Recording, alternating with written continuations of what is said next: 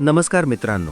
सोनं खरेदी करण्याचा विचार करत असाल तर ही बातमी तुमच्यासाठी खूप महत्त्वाची आहे. 1 मार्चपासून सोन्याचे दर फिक्स होणार आहेत अशी चर्चा सध्या बाजारात सुरू आहे. सरकारने नवीन गोल्ड बिल मंजूर केल्याची माहिती समोर येत आहे. मात्र या संपूर्ण प्रकरणामागचं खरं सत्य काय आहे ते आपण शांतपणे समजून घेऊया. भारतामध्ये सोन्याचे दर थेट सरकार ठरवत नाही. सोन्याचा दर प्रामुख्याने आंतरराष्ट्रीय बाजारावर अवलंबून असतो. डॉलरचा दर वाढला की सोन्याचे भाव वाढतात. जागतिक तणाव वाढला की गुंतवणूकदार सोन्याकडे वळतात. मागणी वाढली की दर वाढतात. मागणी कमी झाली की दर खाली येतात. सरकार काय करू शकते? सरकार आयात शुल्क बदलू शकते. सरकार कर रचना बदलू शकते. सरकार गोल्ड पॉलिसी सुधारू शकते. पण सोन्याचे दर पूर्णपणे लॉक करणे व्यवहार्य नसते. अलीकडे जागतिक बाजारात मोठ्या घडामोडी घडल्या आहेत. रशिया आणि युनायटेड स्टेट्स यांच्यातील चर्चेमुळे बाजारात काही प्रमाणात स्थैर्य आले आहे.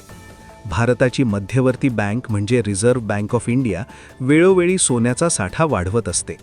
पण त्यामुळे किरकोळ बाजारातील दर फिक्स होत नाहीत.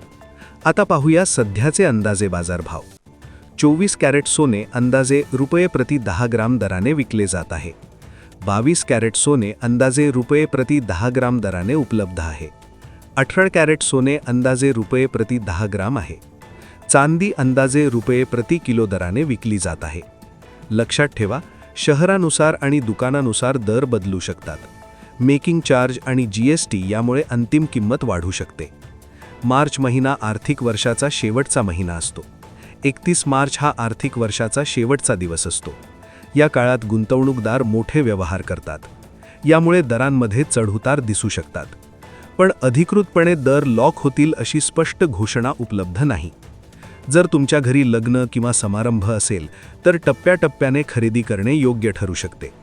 जर गुंतवणूक म्हणून सोनं घेत असाल तर दीर्घकालीन दृष्टिकोन ठेवा. सोनं हे सुरक्षित गुंतवणुकीचं साधन मानलं जातं. पण अल्पकालीन दरांवर अंदाज बांधणं धोकादायक ठरू शकतं. सोनं खरेदी करताना हॉलमार्क तपासा. बिल नक्की घ्या. विश्वासार्ह विक्रेत्याकडूनच खरेदी करा. 1 मार्चपासून दरांमध्ये काही हालचाल होऊ शकते. पण पूर्णपणे स्थिर राहतील असं सध्या सांगता येत नाही. म्हणून अफवांवर विश्वास ठेवू नका. अधिकृत स्रोत तपासा, समजून घ्या आणि मग निर्णय घ्या. तुमच्या मते सध्याचा दर योग्य आहे का? तुम्ही आत्ता सोनं खरेदी करणार आहात की थांबणार आहात? कमेंटमध्ये नक्की सांगा. दररोज सोन्याच्या अपडेटसाठी चॅनलला सबस्क्राईब करा. धन्यवाद.